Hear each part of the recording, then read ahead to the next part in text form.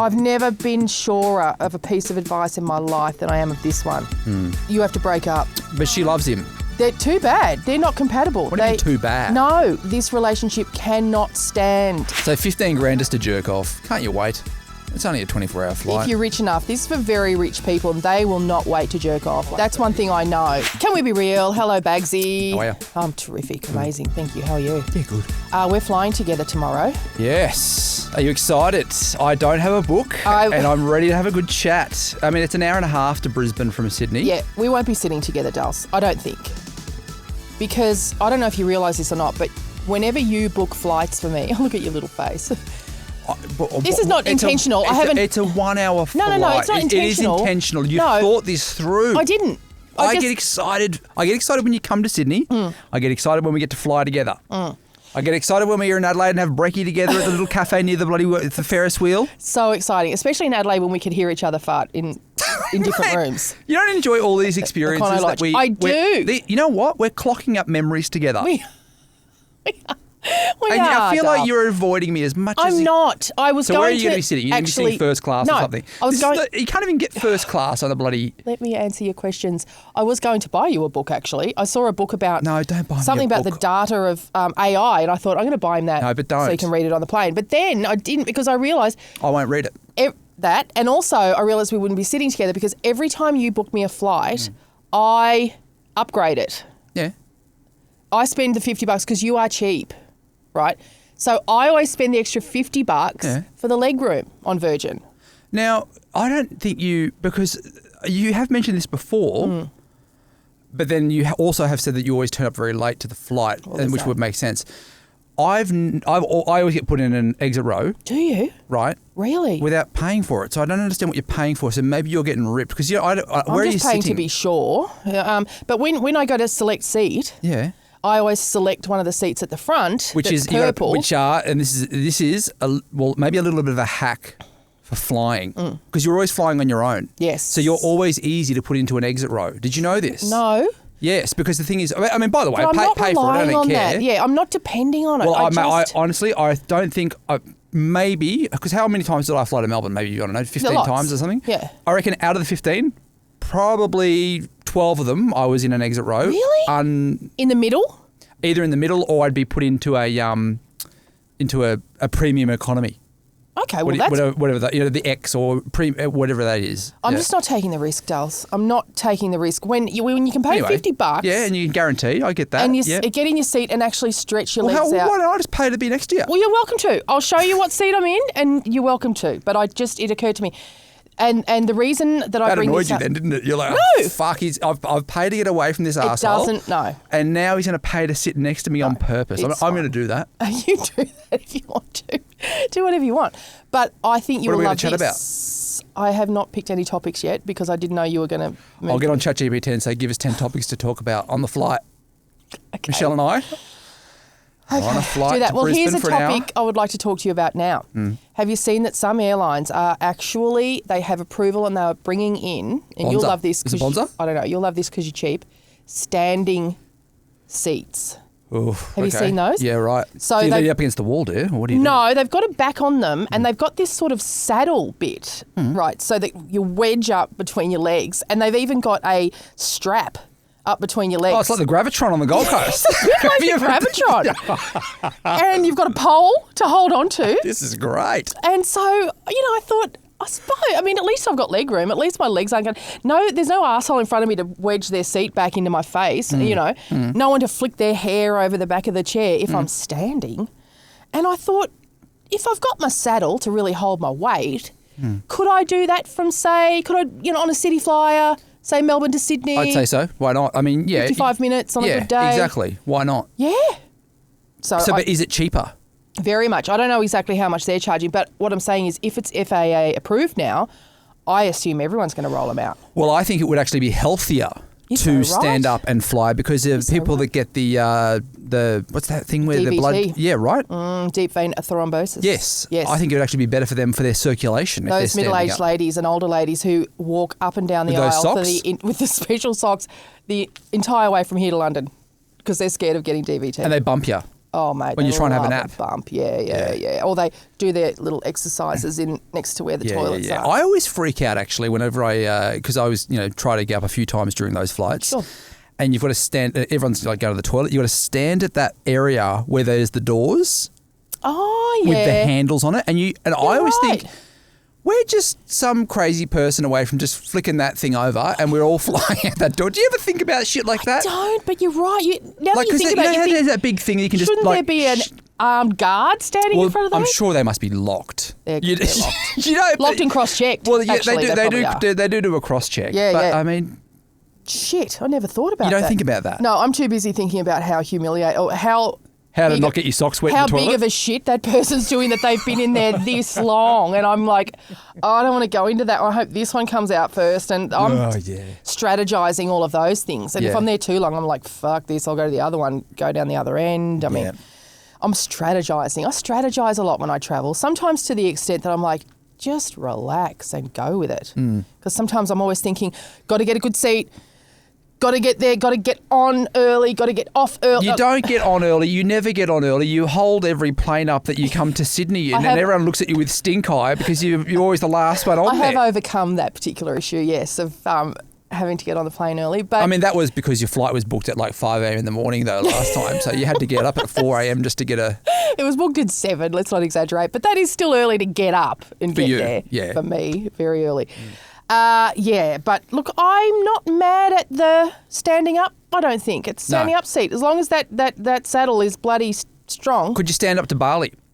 No, God, no. Because too pissed for one thing. Well, this is the only thing though as well. Yeah, well, it's going to hold you up though in your saddle, so you'll be fine. It depends on how. Yeah, I hope there's an over body harness. Can you imagine the people? Just visualise for me the flight from Brisbane to Denpasar with the people just hanging in there. In their saddles. Whenever there's a mid-air drama, particularly on a Jetstar flight, I always think to myself, that'll be Brisbane to Denpasar. Yeah. It usually is.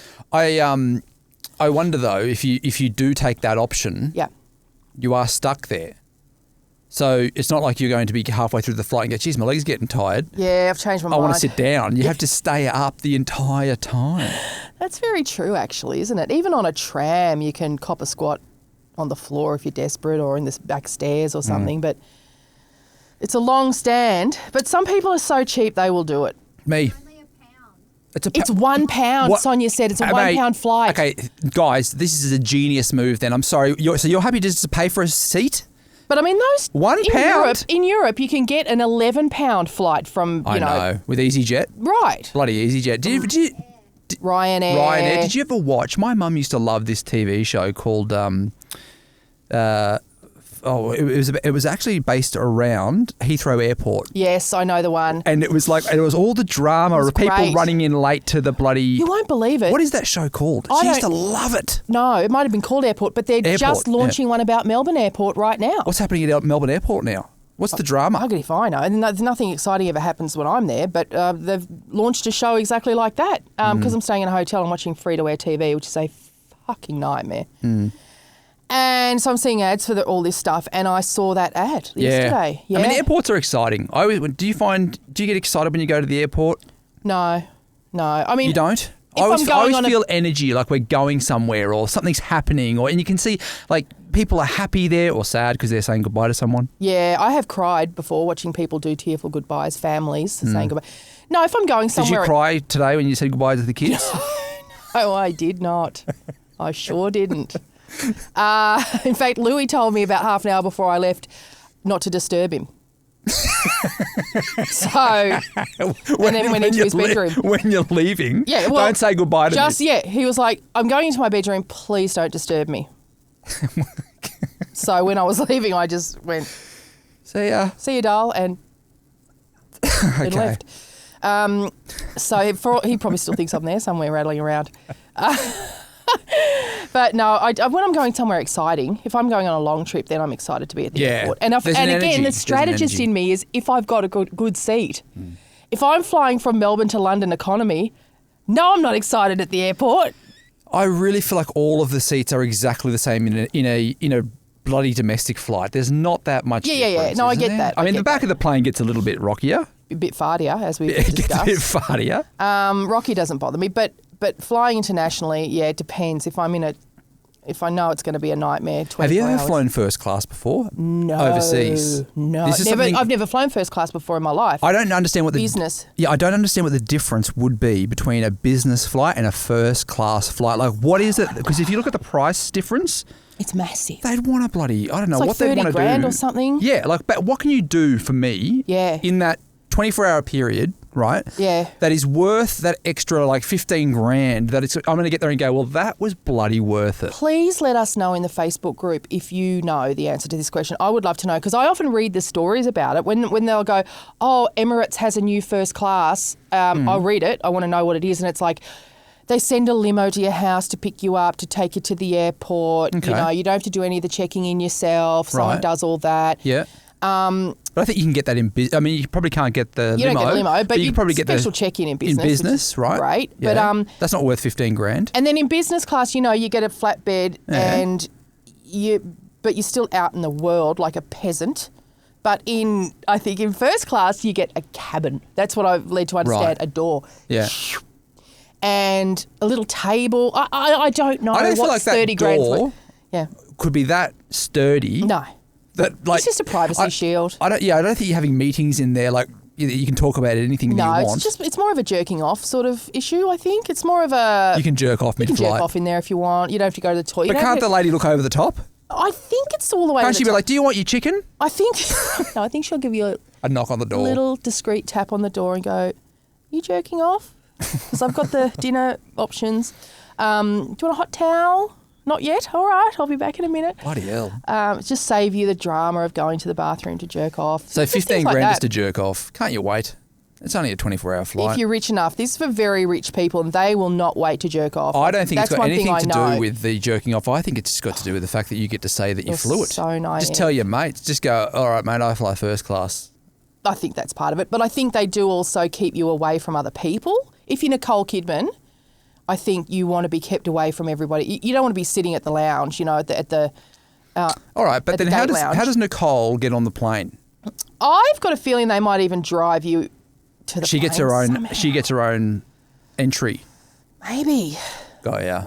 I don't know. You know what? This is a little bit weird, but I did think about this when Ellen DeGeneres came down to Australia. Of course she did. I thought, is she just going to sit at the front of the plane, and everyone on that flight gets to just know that Ellen's on their flight? I think ideally she doesn't want anyone to know she's on the flight. I think that's the Hmm. idea of whisking them in secretly, getting them in the plane. So Have you ever at the peak of your career when you were on the circle? The circle. Yes. I was going to call it the Circle 10. that the I was peak of going. my- I was going. Is that the When peak was of the my- pinnacle? I don't know. Where- It hasn't happened yet. We've discussed it. Did you ever get whisked anywhere? Oh, yeah. Got whisked a lot of times to places. Really? Golf buggies. I've done the golf buggy whisk. After you've been whisked, Yep. right? Is it hard to not be whisked? I do miss the whisk. I miss the whisk. And occasionally someone will still throw me a bone and whisk me. And I'm ever so grateful when they do. Because there's not much whisking going on in podcasting, is there? There's not a lot. No, I'd appreciate if you organised more whisking. to be honest. what kind of whisking do you Like want? from the lift. Into Okay. like Well, I from usually the come down Uber, and privately. You escort. I escort. You escort. I'm like your escort. which is it's a rung below a whisk. I mean, you can double up. You can have an escort and whisk. Yep. And I think that would be ideal for me. Yeah. From the lift downstairs to escort and whisk. Yep. And it's sort of a swooping movement. I tell you who the best whisk I've ever been part of. Yeah.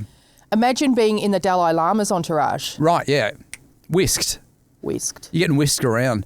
I wonder Whisked I from wonder if pillar to there's- post. Yeah, I wonder if there's jobs that people get, whisking, like where Yeah. like the people just get whisked around their profession. Oh, for sure. That's publicity people, PR people. They're getting whisked. No, they are the whiskers. They're the whiskers. Yeah. But like I'm a professional whisker. With His Holiness, everywhere you go, and you know what helps the whisk? The robes. There's a lot of people in robes, so they're flapping. It really lets you know the movement that's happening. It's dynamic. It's a whisk. We're being whisked through a hotel lobby, whisked into a minivan, whisked out at the entertainment centre, whisked And everyone's onto just getting moved stage. around and everything's coordinated by someone. Yes, we're following someone, a spearhead at the front. There's security people. It's a dead Oh, set mate. whisking. Yeah. Whisking Now- your brains out. Yeah. Like, I know it doesn't, like we did the live show a few weeks ago in Brisbane there was no real whisking going on there. It's just you and I just turned up. Whisked at the Paddo Tavern in Brisbane. Stellar venue though it is. Maybe next time I'll put on a bit more whisking for you. The fact that the backstage room is at the opposite end of the walk pub through the to the stage. You got to walk through the crowd. Yeah, but you love this shit. I do love Okay, so we're gonna rehash this moment, right? We booked out the Palais Theatre for Australian True Crime to do a live show back in 2024. Beautiful venue. 1,000 people turn up, ready for a great night out with you and Charlie Bazina, who's a detective, homicide detective, retired homicide detective, lovely guy, giant punch on him. That's right, he punched his own hand and you could shake yourself. Yeah, at the back of the room. Far out, man. And the microphone didn't even, anyway. So we're all standing there backstage. You like to turn up a last minute and you didn't walk into the backstage entrance. You just walked through the middle of the crowd. Well, that's where the Uber dropped me off at the front door. I'm not going to go walk around. But as I've said to you before, Kelly Clarkson doesn't bloody just walk through the bloody crowd and she waits backstage and then presents herself. Well, Adele goes through the crowd in a suitcase. So, we all have our own way of doing it. Right. Right? Yeah, but anyway. We divas all have our own ways of doing it. So you like the whisking, but also at the same time you don't mind it being I love Michelle just walking through the crowd. Yeah, exactly. I mean, I'm a complex person, but if I can get a whisk, I'll take one. Okay. Put it that way. All right. If you've got a secret you want to share it on the podcast, all you have to do is go to the link in the bio. You can also write them into us as well. This is our first written secret for today. I told my partner I wanted kids just to keep the relationship going. The truth is, I've never wanted them, not even a little. Oh, no. But he made it clear from early on that he wanted to be a dad and I didn't want to lose him. Now we're engaged and I feel sick every time we talk about our future family. I've trapped myself in a life I'm not sure I can live. My God, this is an easy one. You have to break up. This is an easy... I don't think it is an easy one. Are you joking? It's the easiest one. But she loves him. They're too bad. They're not compatible. What do you mean too bad? No. Love is not all there is. What else is there? Big decisions like having kids. Yeah. And either it's going to destroy this relationship cannot stand. Whether you stay without kids or with kids, you guys are over? Yeah. Right. Because so what could she do to actually realise this? She just got to be honest with herself and honest with him. And you just got to do it before you get married. And it's horrible and you'll spend the rest of your life wondering. But kids, I can't tell you how much harder it is having kids than you could possibly imagine. So what's the part that people don't see? Oh, I don't think... the first birthday parties that you see and all those kinds of things. Yeah, forget everything on Instagram. Forget that. Right. I don't think we hide it from each other. I think it's just really hard to explain and express to other people how draining it is. And that sounds really superficial. Oh, it's draining being a parent. But then it drains so much from you in every way, physically, mentally, spiritually, that you have nothing left to give. You feel like I've got nothing left to give anyone. I've got nothing left to give my partner, nothing left to give work. And it never gets easier and it just change the way it's hard changes. So if you don't actually want kids going into it, you're going to fucking hate it. And you're going to resent your partner. The passion there, mate. I felt it. I mean, I desperately wanted kids. You did. I had IVF to have kids. This is interesting because you really wanted them. Yes. And you're a brilliant mum, right? But the thing is, you're also very honest on this topic, and I think it's also great for people that are listening to this that go, thank God someone just says this out loud, right? Because a lot of people don't really ever say this out loud, but they maybe think it. And I think this conversation is #blessed squad. Yeah, I think this conversation is becoming more and more common now to have. But you were someone that went from I'm going to jump through all of the hoops to have the kids, and now you say this on the other side of the fence. So does everyone need to experience it for themselves, or like what is it? This is the hard part. You can't. Right. The hardest thing about parenting is you can't know what it's like and how you will cope with it until you've done it, and then it's too late. That's the hardest part of it. It's not about babysitting other people's parents. It's not about being a hands-on auntie or any of that stuff. None of that is the same.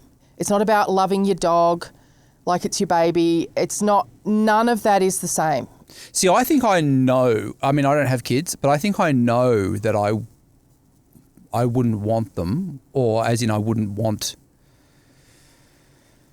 Like I think I know my gut feeling, because whenever other kids are around, like in the cafe, I'm like, fucking hell. Oh yeah, but nobody's attached to anyone else's kids. Don't worry about that. Like, I'm not trying to talk you into it, but yeah, I don't like other people's kids either. I was telling my kids, I was going to a mum get together recently. I was invited, on the WhatsApp group. Oh, let's get together this Saturday and da-da-da-da. I was like, fucking great.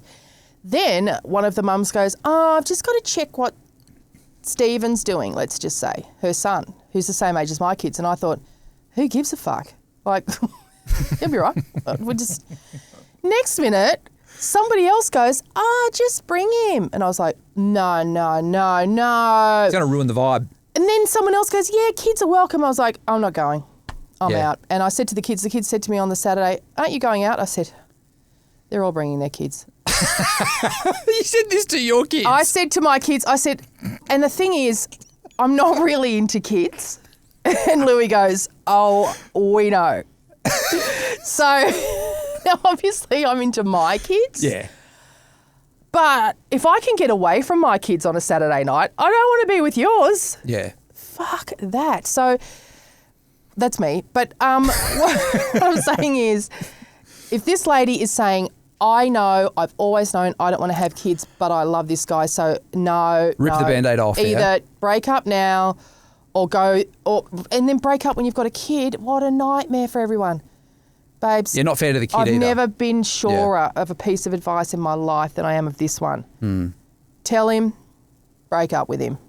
Both of you go and find partners who share your life vision. Yeah. Harsh, but real. I'm keeping it real. That's also a hard thing to do, actually. When I think one of the things that she would be fearing is that she becomes single. Yeah. And then the story that she needs to tell everybody is, hi, nice to meet you. I don't want to have kids. Now, she's got to sift through that conversation. I would have thought it'd be easier to find a man who doesn't want kids than a man who does. Well, I mean, yeah, right. I would think But that. maybe for her, in her mind, she's thinking, is that something that's going to be easy to conquer? Yeah, definitely. Also, I think really and truly she just has to overcome the idea of breaking up with this guy. Yeah, get through that first. Get through that. You know what it's like when you're in a relationship that works, or you get so fearful of losing that person and being alone, that it stunts your decision making about everything. And yeah, you've just got to get over that and be And don't go through real. your Instagram feed and look at all the nice photos of your past, because that's a different time. Don't do that. Don't look at everyone's gender reveal bullshit. Yeah. Don't look at yourself on the Superman ride at Movie World. Don't look at the cute baby clothes and, Halloween costumes for babies. Don't do any of that. That's not parenting. Even All right. that bit's not as fun as it looks on Instagram. So Which bit's fun? I'll let you know. How do you file that one? No, what's fun is my kids now giving me shit about things like, oh, we can tell. That I do find that fun. Like they're very fun. They're 15, nearly 16, and just, Louis telling me that our home is too, what was the word he used to have the Japanese exchange students? He reckoned we were too unstable. Oh, yeah. It's the most hilarious things they say to me. So they are fun, but yeah, that's not what there is to it. How do I file that? Yep. Gosh, be careful. Be careful. Be careful how you move forward. Otherwise, I tell you, 5 years from now, you're going to be in a world of shit. Yeah. Literally. It's going to be worse. All right, our next written secret. One morning during these school holidays, I had a cheeky mimosa while making pancakes and told her son it's mum's grape juice. Oh. Told him. It says told him, so I'm guessing that's her son. Yep. It's mum's grape juice. Yep. Cut to parent-teacher interviews, and the teacher gently says, we've had some interesting stories from your son about your morning routine. The next week, the school newsletter featured a section on mindful morning habits, and she's never had a juice again in the morning. Oh, how how did he? Okay, look, none of this. It kind of. I think we're missing a step in what you've written, but I get it. They all, I told you about. They just out you and they do out you for drinking. They love doing that. You know, if God forbid any questionnaire ever says what's mummy's favourite drink, you're fucked. Because if they don't tell them it's Bundy and Coke or whatever they've seen this is the thing, though, as if the teacher's not having a Bundy and course. Coke as well, right? Like, I mean, but you don't, is it their job to, like, judge you on your drinking habits? Well, in a way, I mean, it's their job to keep kids safe. So in a way, if a kid, it must be really hard to navigate because if a kid comes to school and says, Mum's on the Bundy. Mum drinks Bundy for breakfast, for example. They've got to address that, right? They do have a duty of care. And so they have to raise that. What a tough job for the teacher. They've got to be quite confronting because I've always seen teachers being such lovely, bubbly people, they are. Right? Yeah. But so they've got quite a tough job in saying to parents, hey, they sometimes do, yeah. You can't have Bundy, babe. Babe, it's about the Bundy for breakfast. Now, I'm no wowser, but yeah. Because I can imagine that can kick off some real Well, worst case scenario, arguments. they can call social workers. They can call the, department. I mean, if they think a child is in danger. So that's the spectrum that they're working on. Has this kid seen one can of Bundy and Coke at home and now he's making it a drama? He thinks she drinks it all the time. Or is this lady a full-on alcoholic at home? Because I have known kids like that. I've known kids who whose mums were catatonic every afternoon when they got home from school, you know. So, like, as a teacher, it's your job to try and navigate that. But this passive-aggressive putting something in the newsletter is a bit much, isn't it? Just in case anybody's morning routine Well, I guess this is the thing. Maybe grape juice. Yeah, some teachers wouldn't want to confront, right? So I guess you can't put it in the newsletter. Like, but isn't that just a good thing to put out there for everyone? Like, guys, just a reminder, no mimosas. Mimosas are a special time drink for breakfast, like a celebration. Okay. If this was you, right, you'd had that morning mimosa one day one day, right? Mimosa, and then you saw that in the school newsletter. So you're sitting there on your own reading the school newsletter, right? I would laugh and ring Donna. I would laugh and ring Donna if that were me. It'd almost be like a bit of a claim to fame. Oh, totally. But in my circle of mums, they'd all claim it. So they'd all be like, "No, I'm pretty sure it's me, babe. I'm pretty sure it's me." So yeah, they're a pretty loose bunch. But I do think it's funny. But also be careful. Don't drink mimosa too much. Just make sure you have to let your kids know because sometimes you say things as well as adults as jokes around the house. They take them to school as serious. I told you about that time Darlie drew her father sitting on the toilet screaming.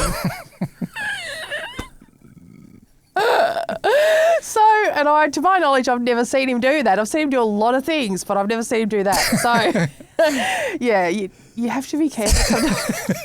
Did you guys get confronted about that? No, it just came home, this drawing. It was all of us. But that's creative. Definitely. But I said to her, what's he doing there? She goes, and she started laughing. She's like 5. He's sitting on the toilet screaming. And I was laughing. I go, why would you, has he ever? She was laughing. I thought it was funny. She just thought it'd be funny to draw that. But some people would look at that and go, what did she cook him? Exactly. What's going on? I mean, is he fighting some demons in the toilet? What's happening? All right, let's get into our first audio secret. I have never told anyone this except my sister, but I put in a false police report to Crime Stoppers regarding something I knew wasn't true. I just wanted to inconvenience this person by hopefully getting their house raided. About a year after doing that, I found out that it had been a successful stint and their house had been raided, and then I was left being more annoyed that the police followed up something with no backbone. So I don't know, but yeah, it was a funny little revenge. So she's got a bit of a whistle there going on as well with the... okay, so she's conflicted. She's conflicted between... Well, she wanted the police to go harder. on the invasion of the house. Or, is that right? No, I think she got upset with the police for taking her tip that was based on nothing and raiding someone's house. So initially she wanted them to raid it, but then when it worked, she went, well, didn't you think you might dig a bit deeper on that tip-off? Yeah, right. So she's a complex lady, and I respect that. But this is swatting, of course. She's swatted someone. You know how they do that in America? They'll go like, someone will ring up the cops and they'll have Justin Bieber's address or whatever, and they'll go, there's a shooting at 1332 Cielo Drive or whatever it is. Right. Which I think that was the Manson house's address that I just gave out then. But they'll call the cops, and the cops will then, SWAT teams will raid it, and it's just the Biebs in there playing PlayStation. So that's got to be a waste of resources. Massive. That's an offence. That is an offence. Yeah. So you will get fined for doing something like that, or I don't know what the penalty would be. It'd but have it's to be. Definitely. Yeah, you can't do crime. that because it's a waste of. I mean, people need to be. But here's the thing: Crime Right. Stoppers is. I don't want to encourage anybody, but Crime Stoppers is. You can be anonymous. You can put anonymous tips in. Right. Mind So, you, but they must have a system there though. your that tip they would can, have to be pretty serious, like the example I just gave, wouldn't it? I mean, if you said Michelle's doing some real dodgy shit at whatever that I think address Michelle's is. drinking Rum and Bundy and Coke. Cokes of a morning. You might want to get round there. They're not going to swat my house. Do you think they're just going to say, right? I think Altona cops would say good on her. Who isn't? But we got other stuff going on. But the cops are very active in our neighbourhood. We've got a pretty fruity neighbourhood. There's a lot of bits and pieces around our neighbourhood. So I don't think they'd be very interested. But it'd have to be a pretty serious thing that you'd said was happening at this address Yeah. for it to be swatted, I reckon. But as I say, you're a complex lady. I can only imagine that the story you made up for the cops was complex and and it worked. Yeah. So, take the win, girl. Just celebrate the wins, I always say to people. Celebrate the wins. Yeah. How do you file that one? Be careful. Be careful because you don't want to get in trouble. You don't want to. You don't need a fine. You don't need a fine. You don't need a record. You don't need a record. A criminal record. Is it a criminal record I reckon. to do a? Yeah, because it's false. It's not a real thing. Yeah, great. I reckon it could be. Yeah, you don't want. That's embarrassing. You don't need that. No one needs that. Yeah. All right. Let's get into our next audio secret.